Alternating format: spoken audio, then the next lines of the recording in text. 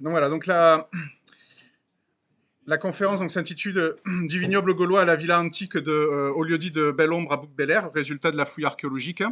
Donc comme vous voyez, donc j'ai assuré la responsabilité scientifique et technique de cette opération. Mais voilà, je parle au nom d'une équipe, une équipe nombreuse, voilà, d'archéologues professionnels. Donc vous avez les noms affichés à l'écran. Donc une quarantaine de personnes qui ont travaillé sur ce chantier, une grosse quinzaine sur le terrain, et après d'autres personnes des spécialistes, qui ont collaboré avec nous dans le cadre des différentes études qui ont suivi cette fouille. Donc il faut savoir que c'est une fouille de mosaïque archéologie pour le compte de l'établissement public foncier de Provence-Alpes de Côte d'Azur, voilà, qui était maître d'ouvrage sur ce chantier. Et sous la tutelle scientifique du ministère de la Culture, du service régional de l'archéologie Provence-Alpes-Côte d'Azur, basé à Aix-en-Provence. Voilà, bon. Vous connaissez, je pense, toutes et tous le secteur de Bouc-Bel-Air, donc bien situé entre Aix et Marseille. Donc c'est un chantier quand même qui était assez grand, puisqu'on a travaillé sur presque 1,5 hectare de superficie décapée, et qui a permis, disons, d'avoir une vue très large des différentes installations de ce site très important, comme vous allez pouvoir le constater. Donc, comme vous le savez, c'est un projet immobilier à l'origine de cette fouille préventive. Donc, on est intervenu 21 semaines, donc autour de 10-15 archéologues présents en permanence sur le terrain, donc entre février et juillet 2021. Donc je précise bien, voilà, on est dans le cadre d'une fouille préventive, c'est-à-dire que notre travail, en fait, c'est d'intervenir, c'est de sauvegarder la connaissance des vestiges par la fouille. C'est-à-dire que là, voilà, on est sur un site qui était amené à être détruit par le programme immobilier en cours. Et donc, avant la destruction imminente de ces vestiges, nous sommes les archéologues, donc sont tous des archéologues professionnels, sont intervenus pour pouvoir fouiller, documenter les vestiges avant leur destruction. Voilà, donc on ne sauvegarde pas les structures en place. Ça reste impossible, vous allez le voir, à certains moments, c'est très très dégradé, on peut pas tout sauvegarder. Par contre, voilà, toutes les informations que l'on a pu en tirer ont fait l'objet donc du coup d'un rapport d'opération. Et par le biais de cette conférence, et ben voilà, vous pouvez prendre connaissance des différents résultats. Donc, donc on est au nord du village de Bouc-Bel-Air, du centre-bourg. Donc dans une situation, vous voyez, très stratégique, hein. On est entre plaine et colline. Donc une situation stratégique à proximité. Donc vous voyez des milieux boisés. Voilà, qui domine le site. On a également plusieurs ressources d'eau qui sont connues dans ce secteur-là. Voilà. Et on est au contact même de la plaine et donc des terres agricoles, ce qui justifie en partie l'implantation de ce site. Et comme vous pouvez le voir sur la carte qui est à gauche de l'écran, donc en fait c'est un extrait de la carte archéologique. Donc dessus vous avez tous les sites archéologiques qui sont connus par le service régional de l'archéologie, voilà, qui sont cartographiés durant l'époque romaine. Voilà. Donc là, on est entre le 1er et le 3e siècle après Jésus-Christ. Voilà, vous avez Aix-en-Provence en haut, en bleu, à Coessexiae. Tous les petits triangles bleus correspondent en fait à des villas, donc c'est-à-dire des grands domaines dédiés justement à la gestion des activités agricoles, mais qui faisaient également office de résidence, souvent des résidences principales de notables, voilà, comme vous allez pouvoir le constater. Donc vous voyez, le site de Belle-Ombre n'est pas tout seul. On a toute une multitude d'établissements de différents types. Hein, ça va de la grande villa résidentielle au petit établissement agraires, des petites fermes, des petits habitats. Voilà. Et puis également, vous avez, bon, il y a des sites malheureusement qui demeurent indéterminés, faute de fouilles. Voilà. Donc c'est un site qui se trouve vraiment au cœur de campagnes qui sont quand même bien peuplées. Alors, nous ne sommes pas les premiers archéologues à avoir pris connaissance, on va dire, des vestiges de ce secteur.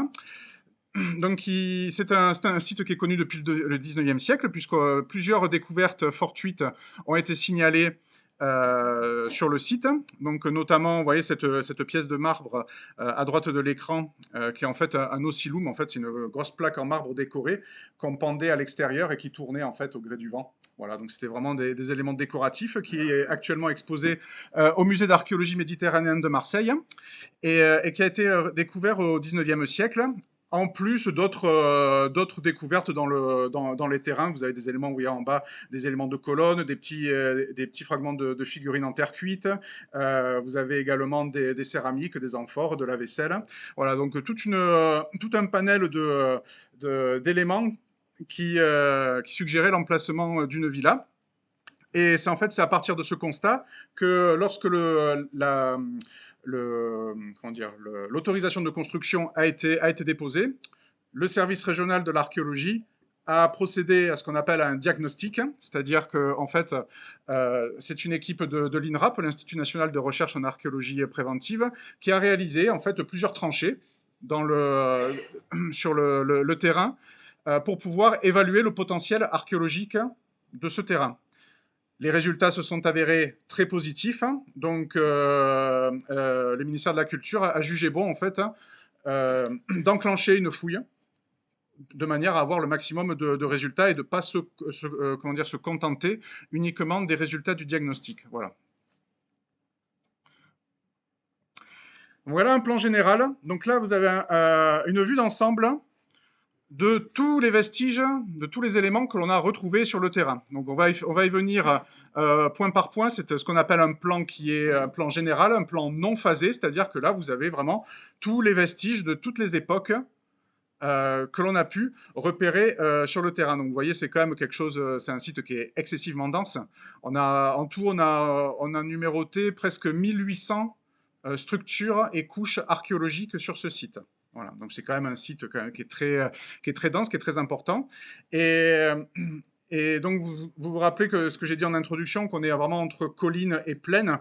Et bien là, en fait, quand on le voit, en fait, c'est un plan topographique. Vous avez les points hauts qui sont en rouge aux alentours de 200 mètres. Donc c'est l'altitude par rapport au niveau général de la France, hein, l'altitude NGF. Hein.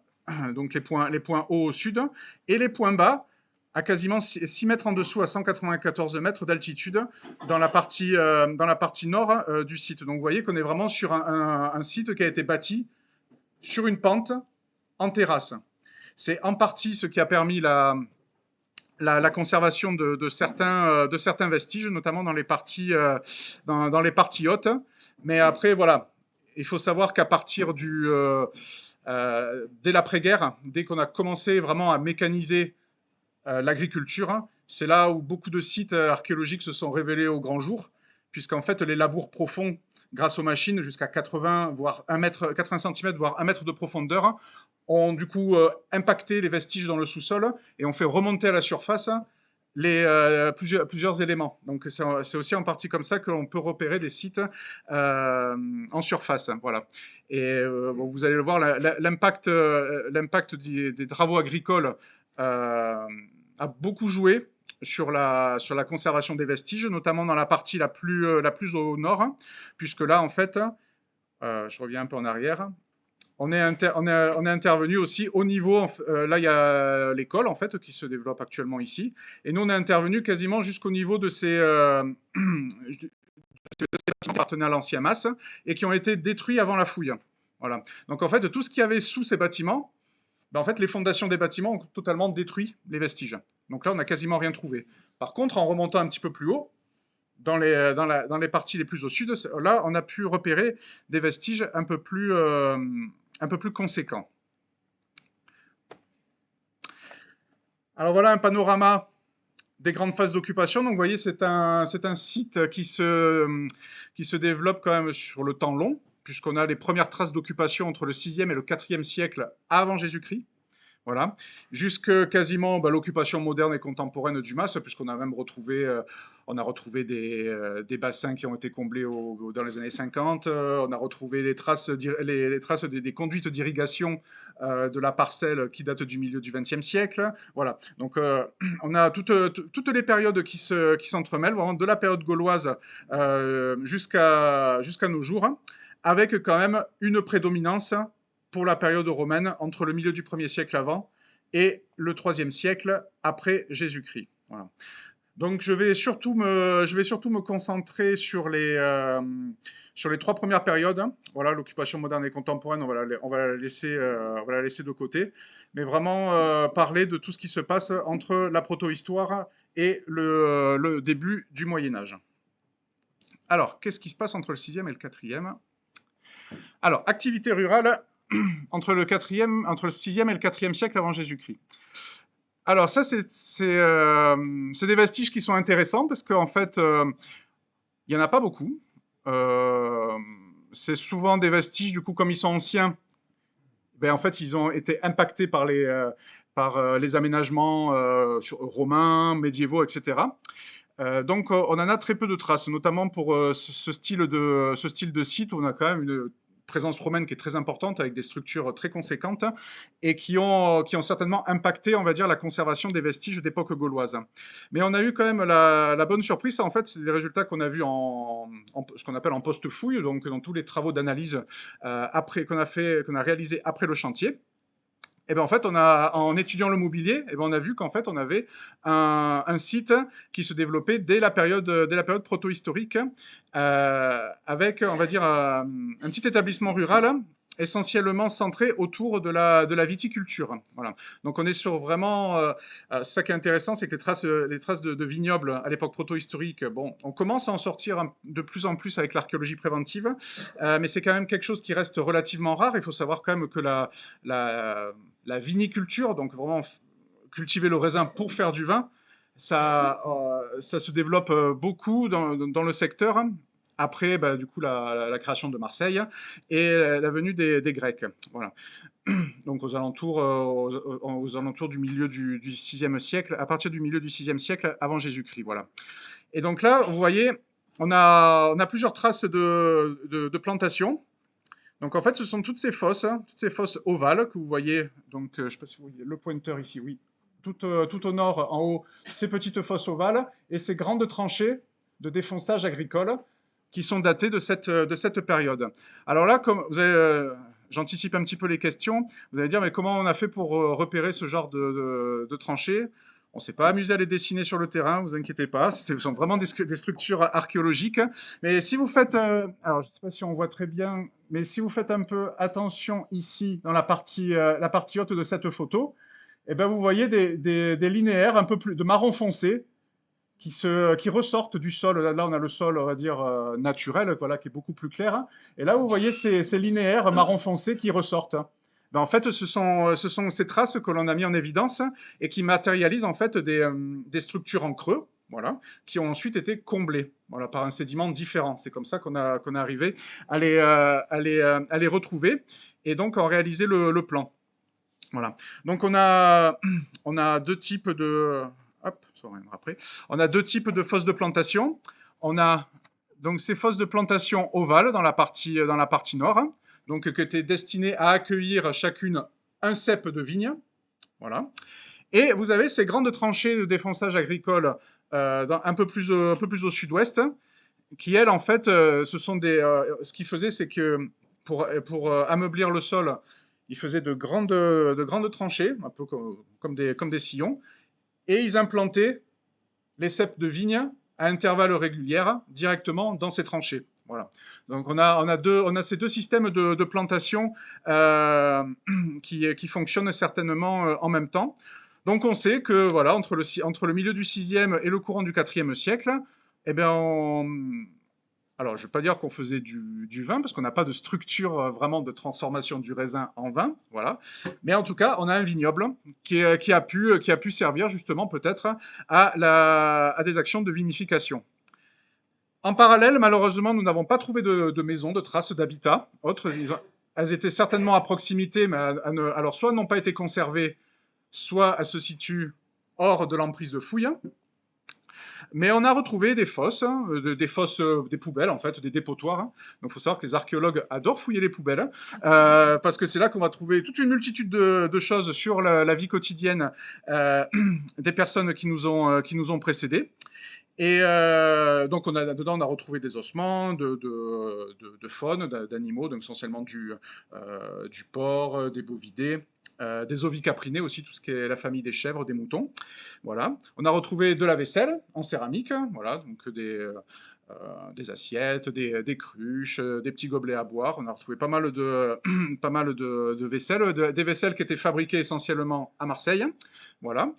Et également, donc, bon, on n'a pas pu trop interpréter, savoir pourquoi il était là. Bon, en tout cas, il y avait une bête, ils ont dû se débarrasser d'un animal mort. Et on a retrouvé un cheval. Voilà. Donc là, un cheval complet, associé à cette occupation gauloise.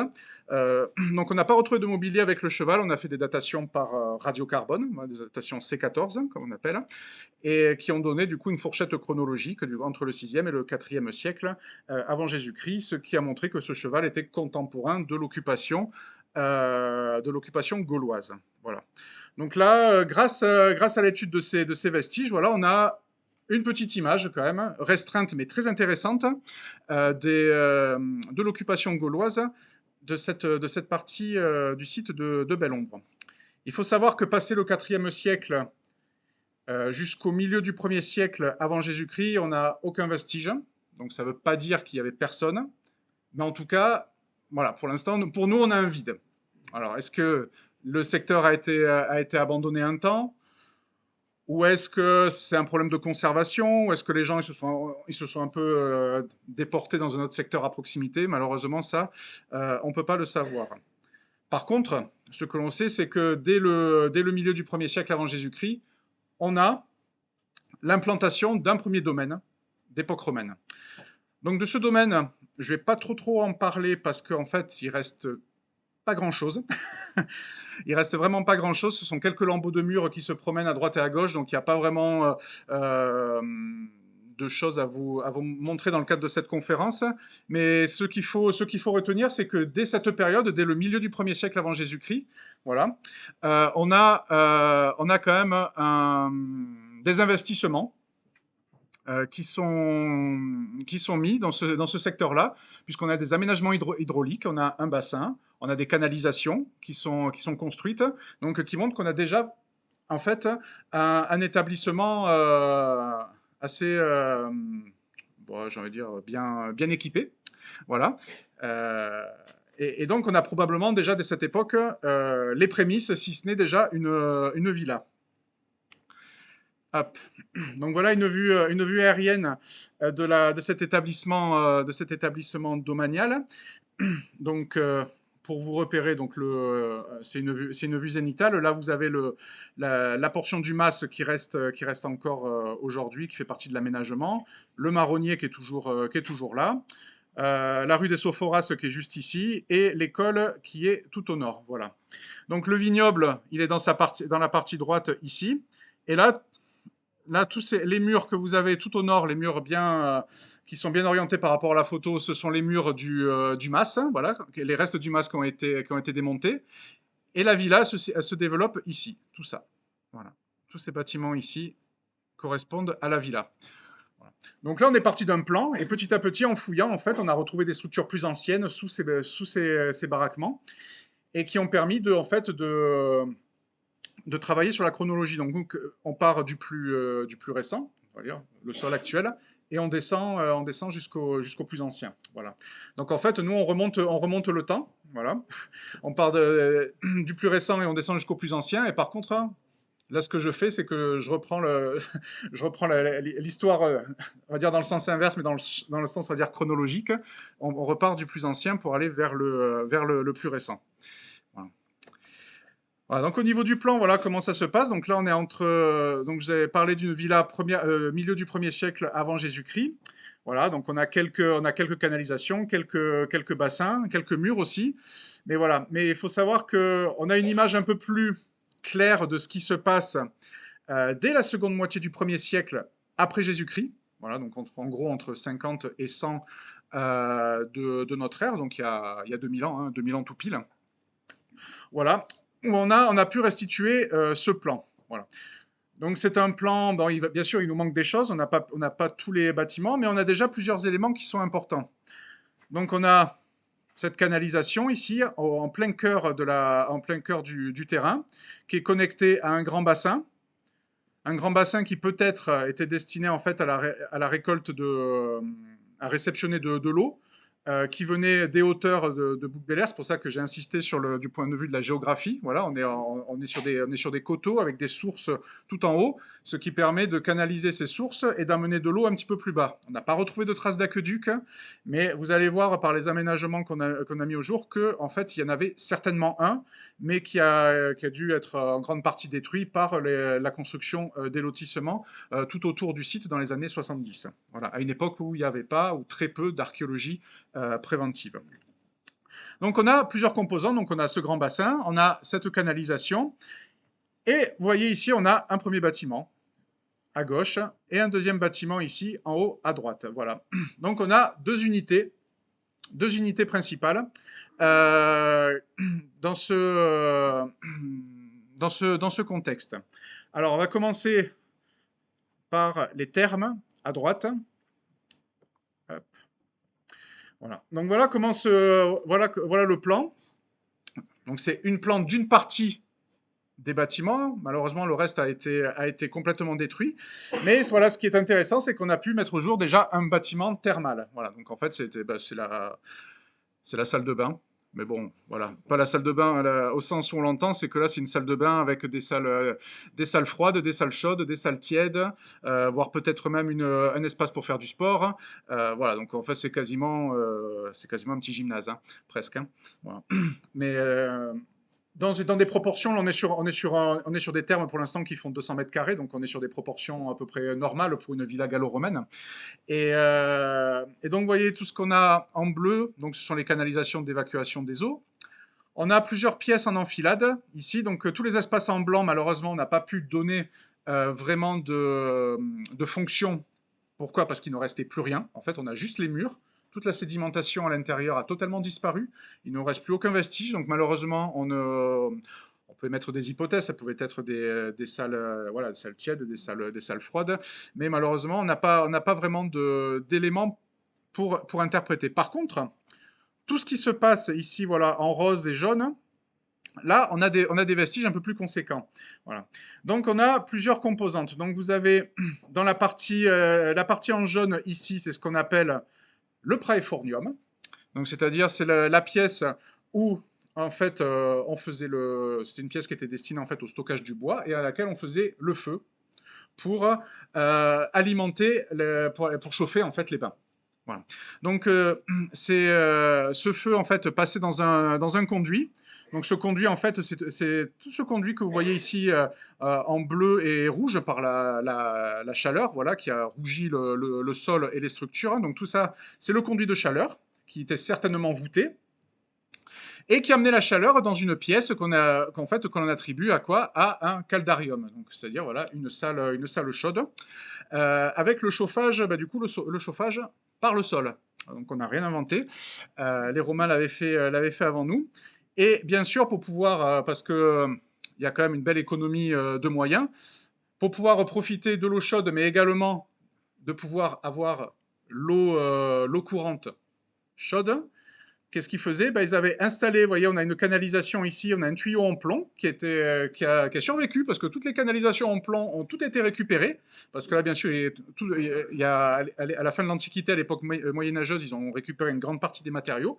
Heureusement, celui-là est resté en place, bien tranquille jusqu'à nous. Et en fait, on suppose qu'au-dessus de cette canalisation était liée en fait à une chaudière en plomb qui était implantée du coup sur ce praefornium, Cette chaudière profitait de la chaleur émise par le praefornium, du coup, pour chauffer et envoyer la flotte directement dans le reste du domaine. Voilà. Donc, vous voyez, déjà, on a déjà un niveau d'investissement très important. Je parle au niveau financier. Hein, c'est pas n'importe qui pouvait se payer ce genre d'aménagement. Et pour montrer donc c'est une célèbre restitution que l'on utilise fréquemment dans les conférences en archéologie de Jean-Pierre Adam, un spécialiste de l'architecture antique. Donc voilà, vous avez une restitution de ce qu'est un caldarium à l'époque romaine avec voilà son conduit de chaleur voûté, le praefornium, qui envoie la chaleur dans une pièce avec un sol qui était surélevé grâce à des pilettes. Donc en fait, on a retrouvé au sol la trace, en fait, le mortier sur le sol de ces pilettes. Ça faisait des petits carrés très, très réguliers. Voilà. Donc là, on a pu restituer à chaque fois les pilettes, ce qu'on appelle des pilettes d'hypocauste.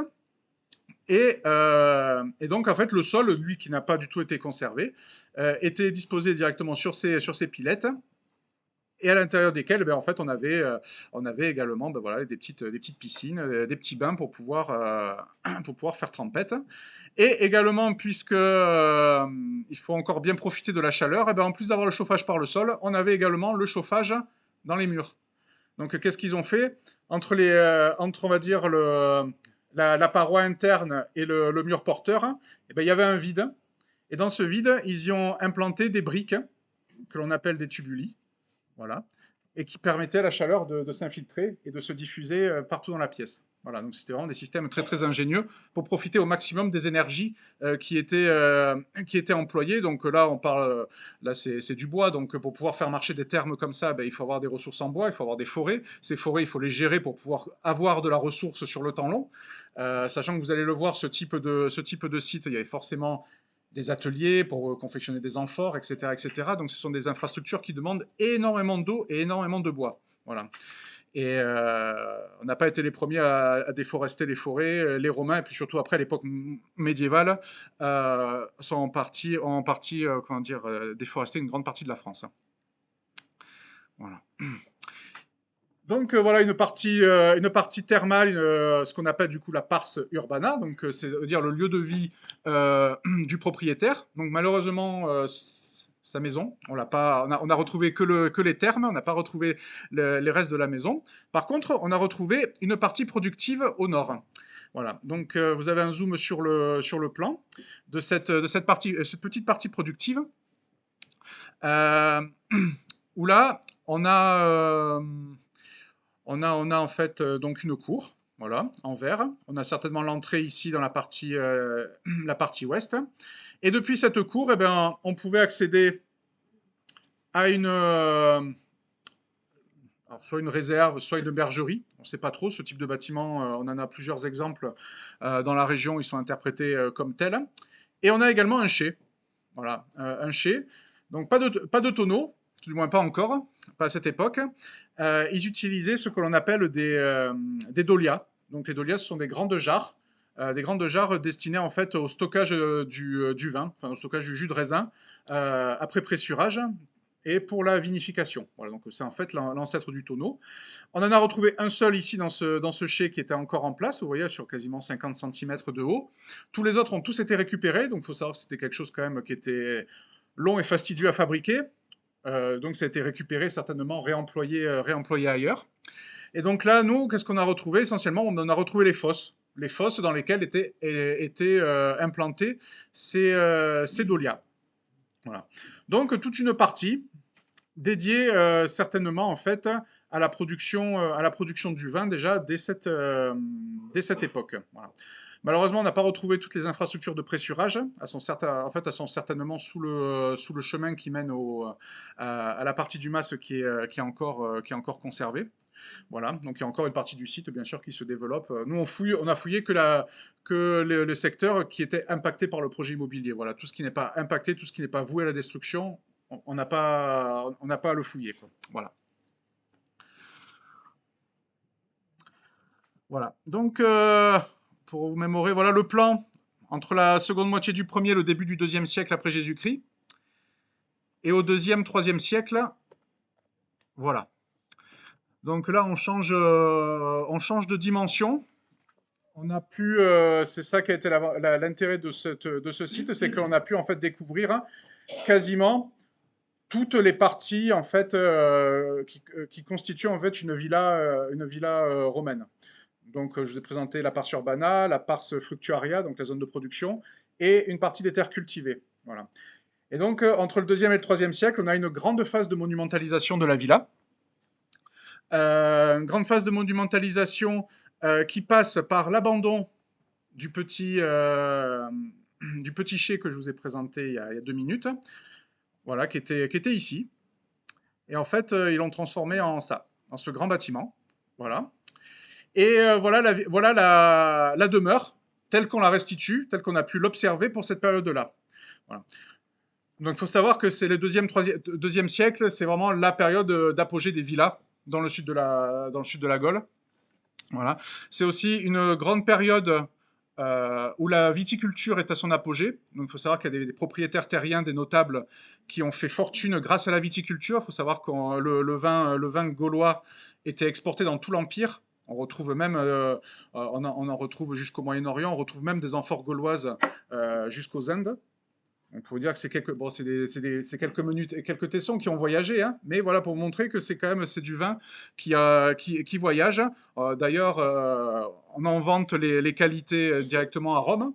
Voilà, donc la viticulture était un des fleurons de l'économie à l'époque romaine en Gaule, et donc des propriétaires ont fait fortune grâce à la viticulture, ce qui a permis en fait ces investissements j'ai envie de dire, dans des maisons de campagne. Hein. Parce que là, on est clairement. Il faut savoir que ce type de villa, on en connaît quand même quelques éléments. C'était vraiment quand le notable avait envie d'aller passer quelques jours à la campagne, il allait dans sa résidence, mais il avait certainement en fait une domus, une maison urbaine directement à Arles, Aix-en-Provence, peut-être Marseille, on ne sait pas, puisqu'on ne connaît pas l'identité du propriétaire faute d'éléments épigraphiques, faute de texte. Mais voilà, mais il faut savoir que de tels investissements sont le fait de grands propriétaires. Voilà, donc avec la construction de ce nouveau chai, et également la monumentalisation de la villa. Donc on a la demeure, donc qu'on a pu voir, qu'on a pu observer sur plus de 2000 mètres carrés. Voilà, donc c'est pas de la petite maison. Le chai, qu'on a pu observer sur plus de... Alors le chai plus la cour, on a quasiment 1000 mètres carrés de surface de production observée. Parce qu'on a fait des restitutions sous la route, mais en fait, le site il se poursuit sous la rue des Sophoras, hein, s'il existe encore. Il n'y a aucun doute, on n'en a qu'une partie. Et on a également un moulin. On a également un moulin. Donc, comme je vous disais, hein, le moulin, il a besoin d'eau, c'est des moulins hydrauliques. On n'a pas retrouvé de canalisation, d'adduction d'eau, mais il y avait certainement en fait un aqueduc qui arrivait par ici et qui permettait en fait de faire fonctionner le moulin. L'eau était conduite dans cette canalisation, rentrait dans le bassin, et puis ensuite était déversée directement dans les canalisations d'évacuation des eaux à l'ouest des thermes. Mais ça, c'est tout ce qu'on voit en souterrain. Mais il faut savoir que nous, derrière, comme aujourd'hui, on a des canalisations qui montent pour alimenter en eau les étages, là, on a des traces en fait, de cages d'escalier qui montrent qu'en fait, on avait au moins un étage dans cette maison et qu'il y avait certainement des canalisations qui emmenaient de l'eau dans ces étages. Voilà. Donc, nous, on a une vue au ras du sol, mais tout ce qui se passe en hauteur qui a complètement été détruit, pour lequel, malheureusement, on manque de renseignements. Mais déjà, voilà le plan. Voilà le plan de la maison. Donc, on est en fait on est sur un plan, j'ai envie de dire, presque atypique à la campagne, puisqu'en fait, ce genre de maison, ce genre de plan, on le retrouve essentiellement en ville. Hein. C'est essentiellement des plans de domus. Donc la domus par rapport à la villa, la domus, c'est une maison urbaine. Voilà. Tandis que la villa, c'est vraiment la résidence, on va dire, rurale à la campagne. Donc un plan typique des domus en ville, avec une cour à péristyle, voilà, desservie sur les côtés par des galeries. Voilà, donc vous pouvez faire le tour. À l'intérieur duquel dans l'intérieur de la cour, on avait un petit bassin d'agrément, voilà, avec sa petite canalisation d'évacuation des eaux. Ces galeries permettaient de desservir toute une série de pièces, donc des pièces qui ont été quasiment toutes arasées. Certaines ont conservé des sols en mortier, mais les trois quarts non. Donc ce sont essentiellement des chambres, des pièces de réception. Voilà. Donc une petite illustration bien sûr de. Alors, ouais, bon, voilà les traces du petit bassin. Donc vous voyez hein, les vestiges, des fois ils sont très très arasés. Voilà, ça c'est la hauteur. C'est les hauteurs de mur qu'on a pu observer. Donc vous voyez, c'est très très peu, c'est une dizaine de centimètres. Voilà, vous avez une trace ici du bassin d'agrément. Ces piliers sur les murs du péristyle, ce sont en fait des bases de colonnes. Montrer que là, en fait, on avait des colonnes qui étaient érigées pour pouvoir maintenir la toiture, puisque c'était des galeries qui étaient couvertes. Et bon, en général, voilà, on montre toujours une petite illustration de Pompéi. On est clairement dans ce schéma-là, voilà, dans ce style de maison, avec la cour centrale, avec le petit jardin, le bassin d'agrément. On pouvait circuler autour du bassin dans nos galeries couvertes et accéder aux différentes pièces de la maison. Et en parallèle, donc dans la pièce qui se situe la plus au nord ici, et dont en fait on n'a vraiment pas le fond des fondations, il nous reste 10 centimètres de fond de tranchée de récupération des pierres, donc il reste quasiment rien. On a pu repérer ici les traces de ce qui semble être un bassin. Tac, voilà. Donc vous voyez, il reste quasiment rien. Tout ce qui est en jaune, en fait, c'est le sol, le sol naturel. Hein. Et nous, il nous reste voilà, tout ce qui est en gris. Là, vous voyez la délimitation du bassin, voilà, bien carré, avec le comblement du fond du bassin en noir. Et que l'on, par le plan et les éléments que l'on a retrouvés à l'intérieur, qu'en fait que l'on attribue peut-être à un atrium, donc c'est-à-dire une sorte de cour à impluvium, donc certainement une toiture qui était ouverte sur l'extérieur, en fait, une sorte de puits de lumière qui permettait en fait pour récupérer l'eau de pluie directement dans ce bassin.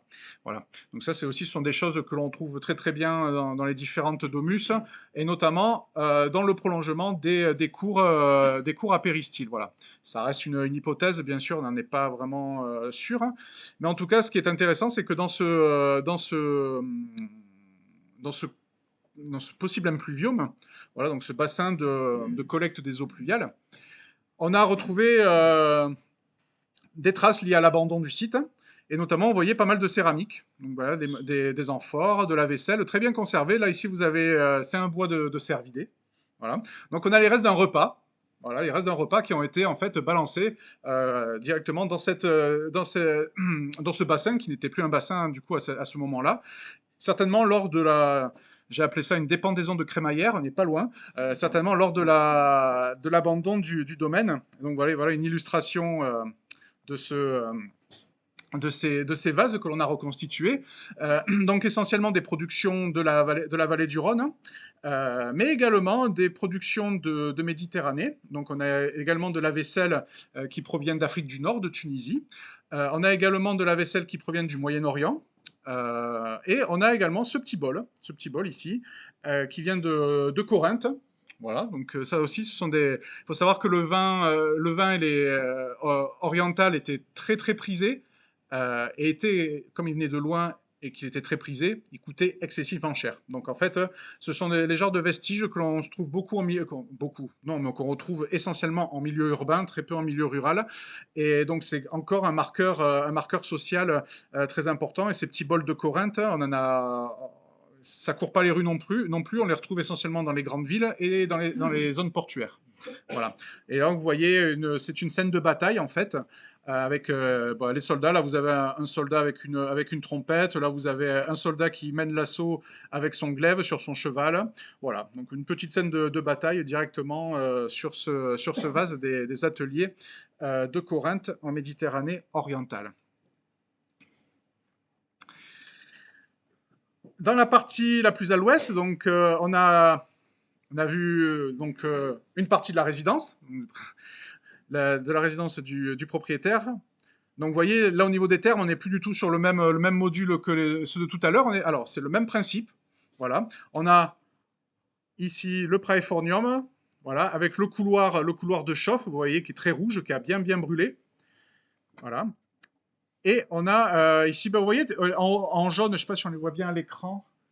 Pas trop. Non, ça se distingue pas trop, mais en fait, on voit ici, on a les traces d'épilettes en orange directement sur le sol. Donc là, vous voyez le caldarium, la pièce chaude, et certainement le tépidarium ici, la pièce tiède. Voilà.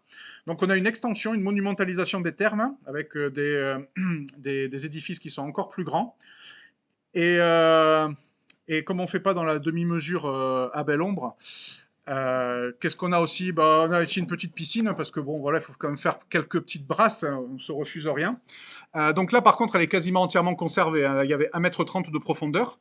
Euh, on a les pédiluves, hein, bien conservés, donc c'est-à-dire les petits bassins dans lesquels on se lavait les pieds avant de faire trempette. Voilà. Et aux deux extrémités, donc là, ici, de ce côté-là, et du côté où a été pris la photo. Malheureusement, là, on a les blocs affleurants, mais en fait, tout ça, il faut imaginer que c'était certainement pavé de marbre à l'intérieur. Sauf que là, tout le marbre a disparu. On a retrouvé quelques blocs de parement qui ont été conservés, des petits blocs taillés super jolis. Les trois quarts ont été récupérés, bien sûr.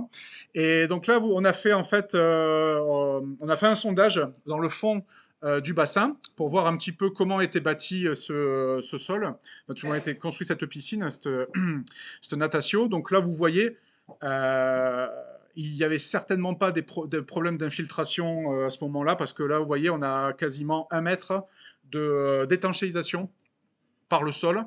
Donc des niveaux de radier de pierre avec des niveaux de mortier. Niveaux de radier de pierre et des niveaux de mortier. Donc c'est du mortier de tuileau, c'est-à-dire du mortier de chaux avec concassé à l'intérieur des morceaux de tuiles, d'amphore, de dolium, etc.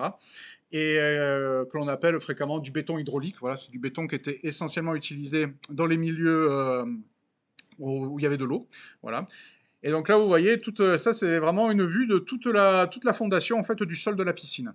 Voilà, pour pouvoir pour pouvoir étanchéifier au maximum ce bassin. Voilà. Donc, on n'est pas sur pareil, on n'est pas sur sur du petit bassin. Et je vais revenir 2 secondes sur le plan, parce que on le voit très mal sur les photos, c'est pour ça qu'on va plutôt travailler par rapport au plan. Donc là, vous voyez ici donc la piscine, avec les pédiluves ici, là. On a en bleu sur les côtés, en fait, c'est les trop-pleins, comme à la piscine municipale, hein, voilà, il y a les trop-pleins, tout ça, c'est les conduites d'évacuation des eaux. Et vous voyez ici toute cette partie ici, cette grande cour, voilà, carrée, bordée également de galeries. On l'interprète comme une palestre, c'est-à-dire bah, c'était un secteur qui était voué au fait aux activités sportives. Voilà, donc la lutte, tout ce que vous voulez, la gymnastique. Voilà, donc c'était vraiment, on a un mini gymnase à la campagne, hein. Voilà, un peu comme bah, les riches sportifs de nos jours qui ont un stade de foot, un stade de basket ou autre. Et ben là, c'est exactement pareil, hein. Voilà. Donc ça, pareil, les palestres, c'est quasiment pas courant à la campagne, hein. Voilà. Donc j'en mets une couche, mais pour vous dire que c'est quand même une villa assez exceptionnelle. Et donc là, vous voyez, on a retrouvé, donc malheureusement pas en place, mais vraiment, on a retrouvé plus de 300 fragments de marbre sur le terrain, donc des éclats de marbre, puisque quasiment tout a été récupéré, bien sûr. Et, euh, et donc, Elsa Roux, la collègue qui a travaillé, qui est spécialiste des marbres, a fait voilà, cette petite planche en fait où on a la provenance de tous les marbres. Marbre de Carrare en Italie, Proconèse donc sur l'île de Marmara, Tassos, encore Carrare. On a du marbre de Thessalie, donc de Grèce, d'Érythrée, encore de Grèce. On a le Péloponnèse. On a aussi la Tunisie, on a l'Égypte. Voilà. Bon, c'est là, pareil, on se refuse rien. Quand même, il faut imaginer qu'on avait des décors très très luxueux dans cette maison. Et là, on en a vraiment un micro échantillon. Voilà, là vraiment. Voilà. Donc, comme je l'expliquais tout à l'heure, la viticulture était vraiment au cœur était au cœur de ce domaine, avec donc un paysage agricole autour de la vigne. Donc, sur la vigne gauloise, eh ben, on a retrouvé une autre vigne, mais cette fois-ci d'époque romaine. Voilà. Euh, donc en fait ce sont toutes les fosses que vous voyez en vert. Donc en fait ce sont toutes ces fosses que l'on a pu retrouver. Donc là vous les voyez bien surlignées en orange, hein. Donc là se voit bien sur la photo aérienne. Donc ces fosses à comblement un peu plus marron par rapport au sol naturel, qui ont permis du coup d'identifier ici un vignoble. Donc on a des fosses des fosses ovales de type alvéus, voilà, donc qui étaient destinées en fait à accueillir 2 ceps de vigne aux 2 extrémités. Voilà. Et il faut savoir qu'il y avait également la pratique, alors je sais pas s'il est, non, qu'il y a également la pratique du provignage. Donc ça, c'est une pratique qui est encore bien connue à l'heure actuelle. Donc qui est matérialisée par les tranchées marron foncé là sur le plan. C'est-à-dire si on voulait accroître le vignoble, plutôt que de planter de nouveaux cèpes, qu'est-ce qu'on faisait? On prenait un morceau de sarment sur le cep de vigne, comme les fraises, hein.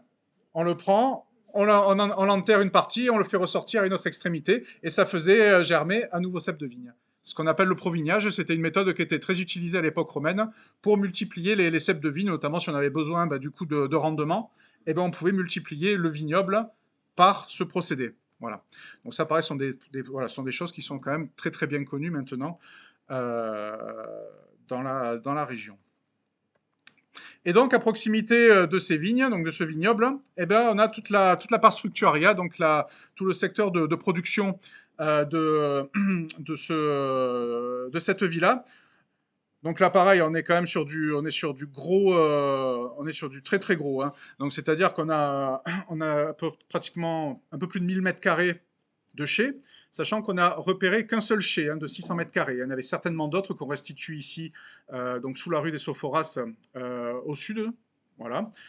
Pourquoi? Parce qu'en fait, les capacités de stockage, c'est quand même un chai de 600 mètres carrés. Ben, en fait, il n'y a pas assez de place par rapport au rendement que l'on envisage, hein. Il faut savoir que c'était un chai qui pouvait qui pouvait stocker jusqu'à 4000 hectolitres de vin. Donc, il était certainement associé à un vignoble qui devait faire une centaine d'hectares tout autour. Voilà. Donc, on est quand même sur de la grande propriété. Voilà. Avec on y accédait donc. On avait le vignoble juste à côté. Les charrettes arrivaient. On rentrait directement dans la cour centrale. Donc, pareil, même système que pour la cour de la maison. On est sur une cour avec des portiques. Donc, vous voyez, toutes les bases en noir sont des bases de piliers, avec sur les côtés des galeries, voilà, pour pouvoir circuler et accéder aux zones de pressurage. Ce qui est intéressant et qui nous a marqué, en fait, c'est qu'on a également toute une gestion des eaux, puisque, comme je le rappelle, on est en pente.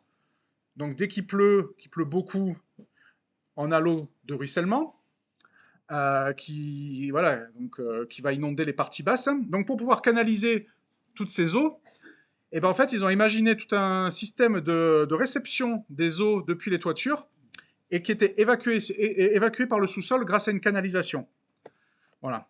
Donc là, vous voyez, en fait, on est ici, hein, c'est toute la partie en bleu dans la cour. On a trouvé en fait au centre de la cour un puits qui est ici, voilà, et qui était en fait relié à une canalisation, voilà, et que l'on a suivi tout le long et qui passait sous le chai. Mais il faut savoir que dans ce chai, il y avait plus d'une centaine de dolias, donc ces grandes jarres, qui pesaient plusieurs centaines de kilos chacune, hein. Plus les remblais, parce que c'était des jarres qui étaient semi-enterrées, hein, donc plus les remblais qui permettaient de les maintenir, ça faisait des tonnes et des tonnes pour les bâtiments, pour que les bâtiments puissent supporter tout cela. Donc qu'est-ce qu'ils ont fait? En fait, ils ont construit une canalisation comme on les construit en ville, c'est-à-dire comme ça. Voilà. Donc voilà, elle était super bien conservée sous le chai. Et vous voyez qu'à la sortie, eh ben voilà, là, en fait, toute la partie ici, la voûte a été détruite, mais en fait, on avait une partie voûtée directement sous le chai. Euh, voilà, donc une canalisation comme on les rencontre en ville, hein, à Aix-en-Provence, il y en a plein qui ont été fouillés comme ça, avec du béton romain. C'est-à-dire que là, on y est allé avec une pelle de 25 tonnes pour pouvoir faire une tranchée et étudier le profil. Mais même la pelle de 25 tonnes, elle a eu du mal à faire à faire ce trou. Donc c'est vraiment, c'est très très très solide, hein. Très très solide. C'est du mortier qui est très dur, très très dense, avec du sable. Et donc c'est pas pour rien que le mortier romain est réputé. Voilà. Ils l'ont bâti de telle sorte à ce que du coup elle puisse supporter le poids qu'il y avait tout autour de ce volume dans la pièce.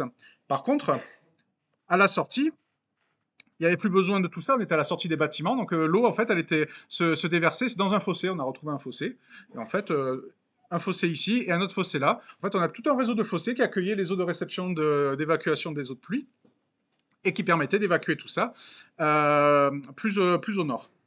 Voilà. Et à côté de ça, on a les pressoirs. Donc là, pareil, on a retrouvé un sol, enfin, une portion de sol au nord ici, euh, quasiment affleurant, hein. On a juste enlevé, vous voyez, on a le sol, vous voyez l'herbe, allez, c'était 2 centimètres. On a enlevé ça et hop, on était directement sur le sol, hein. Voilà. Donc pour vous dire qu'on marchait quasiment au niveau de sol des Romains, hein, quasiment. Voilà. Et dans la partie la plus au sud, une, euh, une base les pressoirs, une partie des pressoirs qui ont été retrouvés. Euh, donc en fait, c'est une pièce, voilà, avec pareil un sol en béton de Tuileau. Pareil, très densément bâti. Donc vous voyez une coupe ici, donc on a quasiment 1 mètre d'épaisseur, voilà, pour pouvoir faire ces sols, pour qu'ils soient bien étanches et qu'ils puissent supporter la pression de la machinerie qu'il y avait au-dessus. Voilà. Donc là, si vous allez faire un petit tour du côté de Beaucaire, en allant sur Nîmes, je vous invite à vous arrêter au Mas des Tourelles, où il y a une reconstitution grandeur nature, justement, de ce type de pressoir, pour que vous puissiez vous rendre compte du type de machine qui était employée. Donc c'était des machines à levier, voilà, avec des contrepoids, dont on a retrouvé en fait la base, on a retrouvé la base dans laquelle étaient incrustées ces machineries, qui étaient ici, voilà. Hop. Et donc voilà à quoi ça pouvait ressembler. Donc un puissant socle dans la partie sud, voilà, à vis. On a la mée, donc on déversait le raisin dans ce coffrage. Et ensuite, on faisait. Donc, tout ça, c'était des grands madriers, c'était carrément des arbres, en fait, hein, voilà, qui étaient employés. Et donc, on avait une machine qui pressait directement, voilà, le vin directement sur ces sortes de gros coussins. Voilà. Donc le vin était pressé dans ces coffrages, ce qu'on appelle voilà, des coussins. Donc c'est pour ça qu'il fallait une épaisseur des maçonneries des sols très importante pour pouvoir supporter le poids et la pression de ces machines. Et le vin, du moins le jus de raisin, à la sortie, en général, souvent, il était déversé dans des cuves. Ici, ils ont choisi de les déverser directement dans des dolias. Voilà. Donc on a en enfilade 3 grands dolias, voilà, à la sortie de ces pressoirs pour pouvoir collecter les jus de pressurage et ensuite qui étaient ensuite redistribués dans les différents dolias du chai. On a retrouvé dans l'angle nord-ouest du chai 3 grands dolias également alignés de même facture que ceux qui sont ici, qui nous permettent de restituer certainement un autre pressoir sous le marronnier qui est encore conservé. Voilà. Donc en fait, on a retrouvé, on restitue, on a en tout 6 bases, 6 piliers de pressoir. Donc on a au moins 6 machines à tester et certainement une 7e machine le marronnier.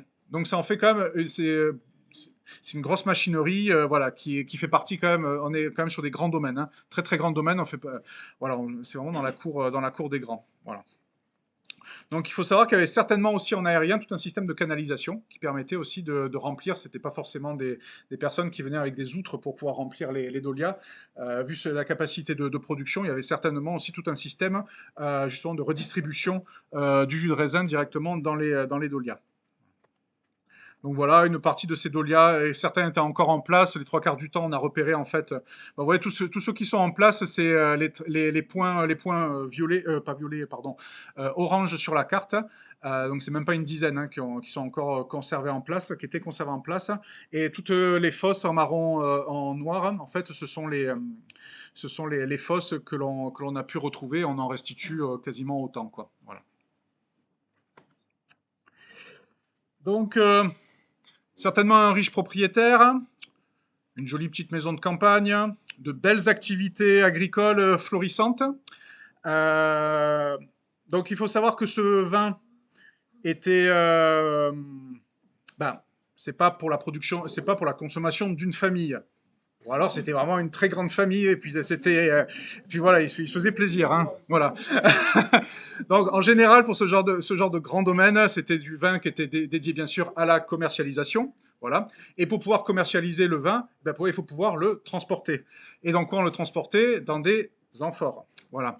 Donc, en général, à ce type de site étaient associés des ateliers de production d'amphores pour qu'ils soient autonomes directement dans la distribution de ce vin. On n'a retrouvé aucune trace, hein, certainement parce qu'en fait, le site, là on a vu que 1,5 hectare, mais c'est le genre de site qui se développe sur 4-5 hectares.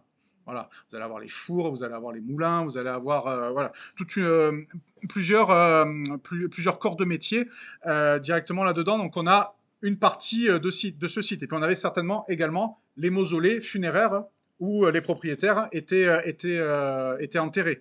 Voilà. Donc là, on les a pas trouvés, mais ça ne veut pas dire qu'ils étaient pas et qu'ils n'étaient pas très très loin. Voilà.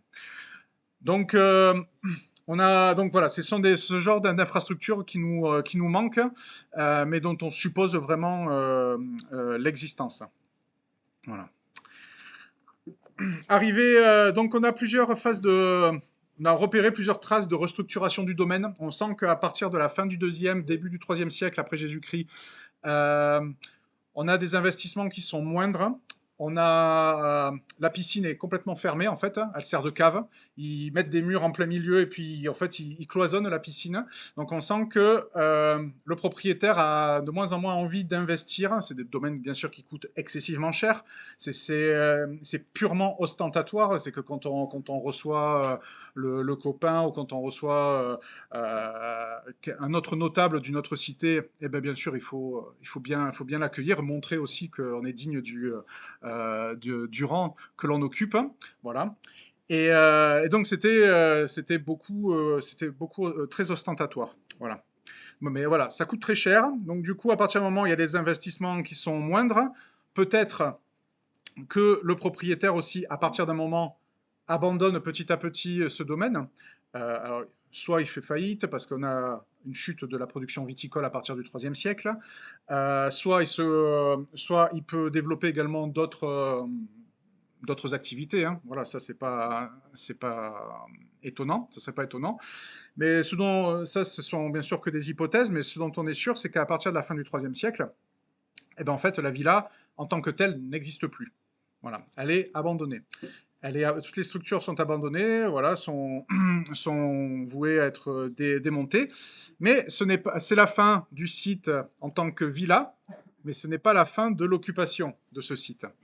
Pourquoi? Parce qu'on a de nouveaux modes d'occupation et d'exploitation du sol qui sont mis en place à la toute fin de l'Antiquité et au début du Moyen Âge, entre le 4e et le 7e siècle après Jésus-Christ. Alors, voilà, de ce domaine, donc, vous voyez, il ne reste plus grand-chose.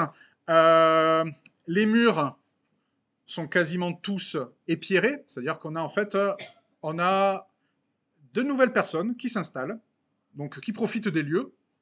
En même temps, c'est pas dégueu, mais ils profitent des lieux pour une bonne raison, c'est qu'ils ont des activités économiques à faire tourner, à savoir la récupération des matériaux. Voilà. Alors, il faut savoir que voilà, un domaine comme ça, ben, vous voyez, hein, ça a généré énormément de matériaux. La toiture, déjà ne serait-ce que ce qui est visible. La toiture, les pierres des murs, ils sont allés jusqu'à épierer les murs jusqu'au fond des fondations. Toutes les tracés en gris clair que vous voyez sur le plan, ce sont les murs qui ont été épierrés jusqu'au fond. Il ne restait pas un caillou. Voilà. Donc pour vous dire que là, il y avait vraiment besoin de cailloux. On démantelait les toitures, on démantelait les murs, on démantelait également les décors. Voilà. Donc c'était des choses qui étaient soit utilisées ailleurs, soit qui étaient destinées à être revendues. Mais en tout cas, ce qui est très intéressant également, même si c'est moins bling-bling que le Haut Empire, c'est qu'à l'Antiquité tardive, on a pu documenter en fait toute une entreprise de récupération de matériaux qui couvre différents domaines. La pierre, les tuiles, le marbre, le métal, et également le verre. Je vais y revenir. Et ça se matérialise par différents éléments. Voilà. Alors, on a déjà des nouveaux modes d'occupation, avec bon, vous voyez, on est sur des choses beaucoup plus rustiques, mais qui a pu, en fait, bon, c'était pas forcément de l'habitat, mais c'est certainement des cabanes, ce qu'on appelle des cabanes excavées. Donc nous, on a retrouvé en fait le carré, le fond de fondation, les 3 trous de poteau, voilà, pour permettre de maintenir la structure. Et voilà, c'est des structures en bois, en terre et en toit de chaume. Hein. Donc là, vous avez c'est un exemple d'une cabane excavée qui a été fouillée dans le nord de la France, mais qui a le même plan que celle de Bouc-Bel-Air. Hein. Voilà, donc ça vous montre un peu à quoi pouvait ressembler ce type de structure qui était qui pouvait être de l'habitat, mais là on est vraiment sur une toute petite superficie. On pense plutôt à du stockage, puisqu'on a retrouvé énormément de mobilier métallique dans cette structure, notamment du mobilier métallique ferreux, et également un petit peu de plomb. Voilà. Donc comme je disais, une économie basée sur la récupération, l'agriculture et les échanges. Donc on a la récupération du métal, et notamment du fer, du plomb. On a retrouvé les traces d'un bas fourneau, donc vous voyez sur le terrain, ça ne paye pas de mine, hein. Ça se matérialise par deux fosses, donc vous avez la fosse de travail ici à droite, et également ici la chambre ce qu'on appelle la chambre de chauffe, hein, avec, vous voyez, la paroi qui a été rubéfiée, qui est rouge par l'action de la chaleur. Donc là, je vous ai mis une petite illustration de ce type de bas-fourneaux qui sont encore utilisés en Afrique, euh, où l'on voit, on est vraiment sur le même type, hein. On a le bas-fourneau et une fosse dans laquelle on fait le feu et on envoie les braises, hein. Voilà, c'est tout simple, mais ça suffit pour pouvoir faire fondre une partie, voilà, une partie de ce mobilier métallique. Donc voilà, quelques traces. Donc, un poinçon servant à percer la tôle de fines plaques métalliques. On a également cette masse de fer parallélépipédique semblable à du métal de réserve. Voilà, donc en fait, il faut imaginer qu'il faisait des petits lingots, hein, et que ces lingots étaient destinés à être refondus ailleurs pour fabriquer d'autres objets. Là, on est vraiment dans c'est 100% écolo, là, c'est vraiment du recyclage, hein. Voilà, sauf pour la déforestation pour faire marcher les fours. Voilà. Et on a également des cônes de coulée de plomb qui nous montrent que voilà, on a refondu tout le matériel en plomb, et notamment les canalisations. Vous avez vu, on a une seule portion de canalisation qui a été conservée, mais il faut imaginer qu'il y avait certainement les chaudières. Toutes les canalisations, c'était pour de l'eau qui était sous pression, donc il fallait des canalisations en plomb. Voilà. Donc il n'y a pas de problème. Tout ça, ça a été très très bien récupéré. Voilà. À côté de ça, on a également un four à chaud. Donc là, pareil, on a juste le fond d'une structure, d'une fosse qui a cramé. Voilà, ça c'est un exemple qui a été fouillé pas très loin d'ici, sur la commune de Rognes, je crois que c'est au nord d'Aix-en-Provence, qui est daté du Moyen-Âge. Voilà, mais on est sur le même type, on fait une fosse, on met les pierres, c'est du calcaire, hein, et on fait chauffer. On fait chauffer, puis on récupère la chaux. Voilà. Donc une partie des pierres était destinée, voilà, soit être récupérée ailleurs, soit être transformée en chaux. Voilà. Donc on a ce four à chaux qui est daté de la fin de l'Antiquité, qui a été retrouvé. Le marbre, donc ça c'est plus étonnant, mais c'était très intéressant. Dans le bassin qui réceptionnait les eaux du moulin, on a retrouvé plusieurs éléments de marbre retaillés, notamment des éclats. On a retrouvé toute une concentration dans ce bassin. Et donc la personne qui a étudié le marbre suppose qu'en fait on était dans un secteur dédié justement à la récupération et à la retaille de ce marbre. Voilà. Donc c'était des languettes, c'était destiné à être revendu, à être réutilisé ailleurs. Mais en tout cas, voilà, il faut imaginer toute la décoration architecturale a été complètement dépiautée et revendue à droite et à gauche. En parallèle, et qui montre en fait, on n'a pas affaire à pas parler de squatteurs, mais en fait de gens qui sont là de manière épisodique, qui disent ah ben tiens j'ai besoin de 3 tuiles, on va aller à Belle-Ombre récupérer 3 tuiles. Non, on est vraiment sur des personnes qui se sont installées durablement sur ce site. Bon, il y a le fond de cabane, on sent qu'à certains endroits ils ont réoccupé une partie des pièces de la villa, et on a également l'implantation de ces silos. Donc c'était des grandes fosses dédiées au stockage des graines. Voilà, donc le blé, l'orge, etc. Voilà, au stockage des récoltes. Donc on a vraiment c'est des silos à grains, donc qui montrent qu'on a quand même une occupation quand même assez pérenne dans ce secteur-là. Vous voyez, avec des silos qui sont plus ou moins bien conservés, entre 50 cm et 1 mètre de profondeur, hein, avec ces profils typiques en forme d'ampoule. Voilà, on a le canal d'accès tout en haut, puis après ça fait une grosse forme d'ampoule à l'intérieur duquel en fait était placé le grain. Et là, bien sûr, nous on a fouillé bien sûr le comblement. Ce sont des silos. Les silos, ce qui est sympa avec eux, c'est que ben, également ils servent de poubelle. Donc, allez, on jette la vaisselle, on jette tout ce qu'on veut. Et donc là-dedans, on a retrouvé pas mal de mobilier. Et du mobilier très intéressant, puisqu'on a, vous voyez, Euh, les poubelles, donc, du coup, sont un signe du coup économique de l'économie du site que l'on étudie, puisqu'on a retrouvé des petites amphores et également de la vaisselle en provenance de Tunisie, toujours. Hein. Donc, certainement, ils importaient de la vaisselle, ils importaient du vin de Tunisie. On a également des amphores à vin de Méditerranée orientale. Voilà. Donc, tout le secteur voilà, de Gazelle, Palestine, Israël, Syrie, Chypre.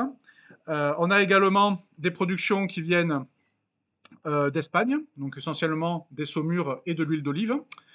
Et on a également voilà, de la vaisselle qui vient juste à côté des ateliers de Marseille et également qui descendent de l'Oronne. Donc là, quelques éléments de vaisselle qui sont produits dans le secteur notamment de Dieulefit, de Bolène, etc. etc. Voilà, vraiment le secteur Drôme-Vaucluse. Voilà. Donc on a quand même, donc de manière moins bling-bling, mais on a quand même encore un site quand même important, très intéressant, encore connecté aux circuits commerciaux. Voilà. Et qui est occupé du coup jusqu'au 6e, début du 7e siècle, après Jésus-Christ. Après quoi, on n'a plus de traces d'occupation jusqu'à une période 7e, 9e, on ne sait pas trop.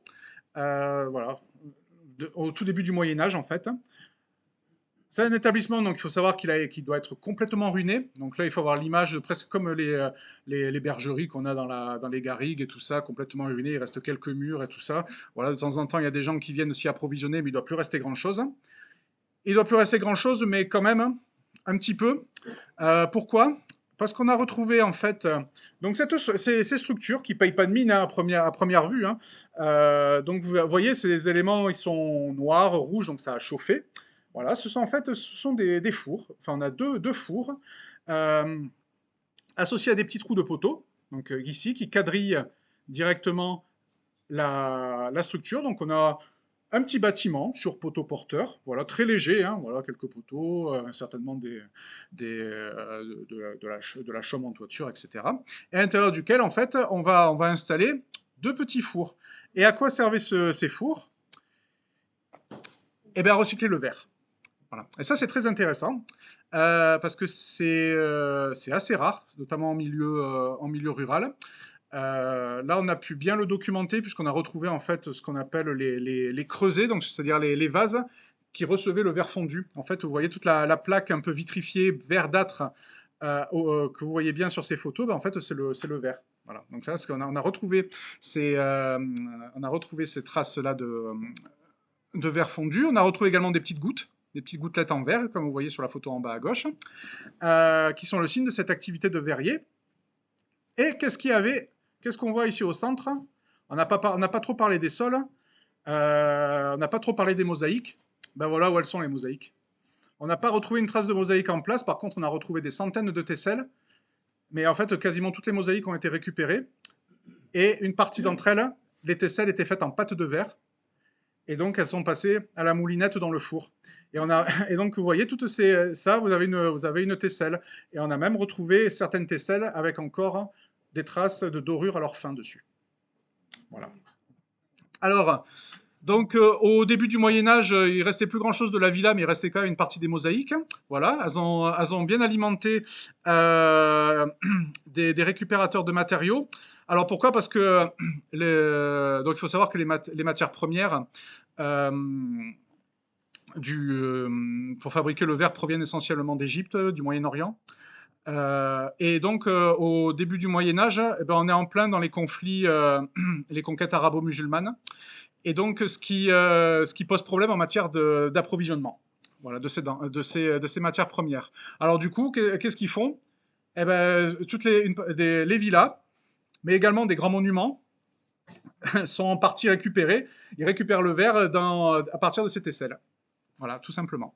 Donc vous avez par exemple, ben voilà, la mosaïque d'Aix-la-Chapelle au IXe siècle, avec des tesselles qui proviennent de Ravenne. Pareil, les mosaïques de la Grande Mosquée de Cordoue, avec des importations qui viennent d'Anatolie. Voilà. On a vraiment tout un commerce de la tesselle de mosaïque qui se fait à l'échelle de la Méditerranée à cette période-là. Bon, donc peut-être que en fait, les mosaïques de Belle-Ombre, elles ont été éparpillées un peu partout, ou alors elles sont restées dans la région, on ne sait pas trop, mais en tout cas, c'est intéressant de montrer que en fait, cette économie qui, soi-disant, paye pas de mine, en fait, elle rentre dans une économie beaucoup plus globale. Voilà. Et qu'elle a pu l'alimenter. Comment? Ben, en fait, la mosaïque, c'est quoi? C'est des petits carrés c'est des petits carrés qu'on associe. Donc c'est de la pâte de verre en fait. C'est de la pâte de verre. Voilà. Et c'était que ça. En fait, on en a, vous voyez, c'est des petits carrés d'un centimètre de côté, même pas. Voilà. Des petits cubes. Alors des fois en pierre, là c'est en pâte de verre, en l'occurrence. Voilà. Donc en guise de conclusion, voilà, je serai bref, mais voilà, et puis on a quand même un site qui est, vous voyez, qui est très riche, hein, sur lequel on a une occupation très très longue. Entre le fin du 6e siècle avant jusqu'au début du Moyen Âge, donc on a quasiment 1000 ans, quasiment un millénaire, enregistré dans ces archives du sol que l'on a eu la chance de fouiller, avec un site qui est quand même très complet pour l'étude des villas, malgré quand même un fort arasement. On a toutes les composantes d'une villa gallo-romaine, et avec également une approche sur l'occupation tardive, qui en général, comme c'est l'occupation la plus récente, eh ben, c'est celle qui passe la première à la moulinette dans les labours. Donc en général, il ne nous reste pas grand-chose. Là, on a eu la chance quand même d'en documenter une partie. Et tout ça, en fait, a permis une approche vraiment pluridisciplinaire. On a pu étudier la vaisselle en verre, la vaisselle en céramique, les tesselles, la récupération des matériaux, l'architecture. Voilà, ça a fait le bonheur quand même de plusieurs collègues spécialistes et puis également de tous mes collègues et amis sur le terrain. Voilà, je vous remercie.